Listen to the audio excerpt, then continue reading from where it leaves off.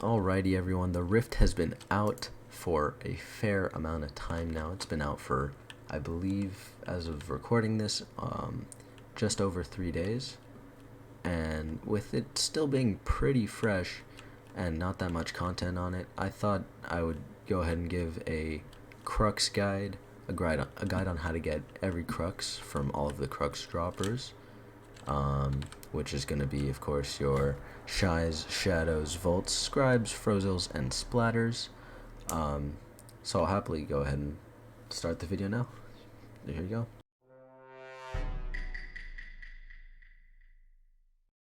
I'm going to be doing a short little guide on how to get all the Cruxes, just in case, or the safest way, just in case anyone was confused on any of them.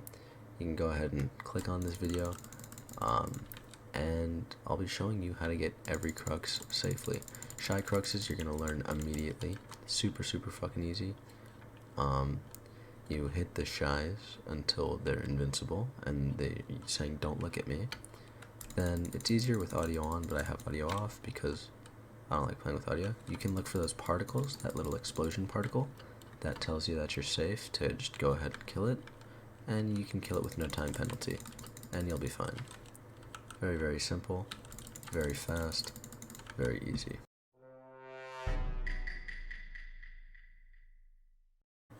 Alright. Now this right here is the Shadow, the second Crux dropper. So as you're saying, you're just gonna want to punch it until it's invincible. Then it's gonna try to punch you from the ground 3 times. And then you're safe to grab its motes, unless you're lagging, in which case you're gonna lose time anyway. But very simple, you just walk back and forth over it, or you can just run in one direction, but walking back and forth I think is just the fastest way to do it.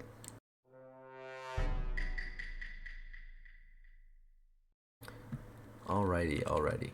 Now these are Volts. They took me embarrassingly long to figure out, I'm gonna be honest. I don't know how I didn't see the giant, or the very out of place particles and the green fucking block, but I just didn't see them for the first 3 or 4 times I was able to kill Volts. But yeah, as you just saw, with Volts you're gonna want to stab them, and then once they start spinning, they're gonna produce an emerald block for you to stand on, and that is the safe spot where you will not get your rift timer reduced. And then you can go ahead and go in and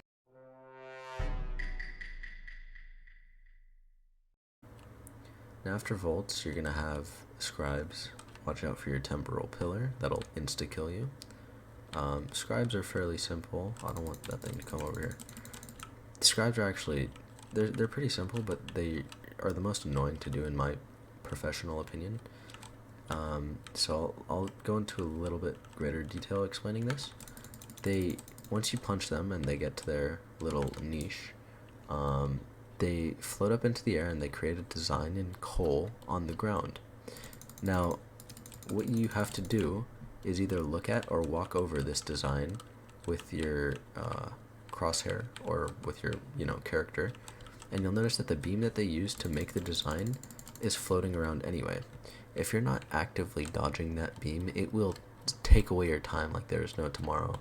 There's really no like workaround to that, so you have to be walking around the beam, otherwise you're just gonna get reduced to very little time. But Scribes are simple, they just take slightly longer than the other ones because you have to do this design thing. Still, all in all, very easy. So yeah, just like that, you'll get your Scribe Cruxes. As for the next Crux dropper, it's gonna be down here in the living cave. You're gonna make sure that all of your armor has living metal 100. And if you don't know how to do that, you just kill those little armor guys. You mine living metal and craft armor pieces, and then kill those armor pieces because they spawn mobs, and you apply it to your armor. Then you can kill Frozels. If you have a maxed weapon, note, you do not have to do their niche. I have the Silver Twist Karambit for Vampire Slayer, and you'll notice that I just don't have to do their minigame, which it took me a while to realize that. Now I'll switch to the self-recursive pickaxe to show you. You don't have to be using a pickaxe, you can do this with a sword.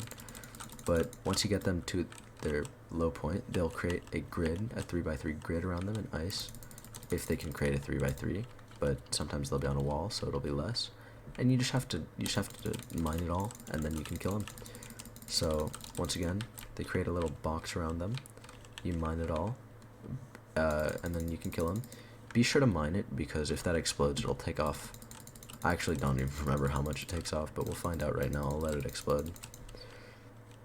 So you see, you have 10 seconds. They break instantly with anything, so you don't have to worry about that.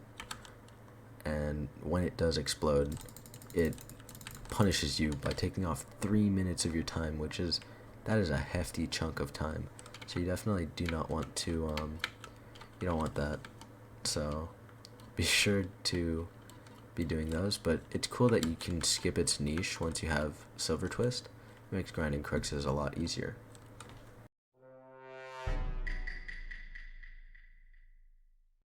Alright. Now your last Crux dropper is going to be the Splatter over in the Stilgore Chateau. And this one is very, very simple. Once you're fighting it, it will like push all of your hearts out, and you can just walk over them to gain them back. Do not fight more than one Splatter at once. Unlike every other Crux dropper, which, I mean, you probably shouldn't be fighting more than one at once anyway, but unlike every other Crux dropper, with Splatters in particular, fighting more than one at once will kill you. So you'll see, I'll fight this guy, and he'll drop out my hearts. Let's say I forget to pick him up, or I'm fighting two at once. I'll run over to this guy. Now, with punching him, it sends you to prison. Sends you to the oubliette. Oubliette? However the fuck you say this. And then you have to kill these zombies to get out. It's not that long, it's just tedious, and annoying. And I know you guys can hear every click of my mouse and every press of my keyboard, and I apologize for that, but that's just how it is. But yeah, Splatters are simple. You just run over the hearts that they drop, and just like that, you have all of the Cruxes in your inventory. If you're doing Vampire Slayer, now you can grind out your Cruxes to go ahead and craft your Crux motions for your, I'm blanking on what they're called, hang on, for your, blood badges. Here we go.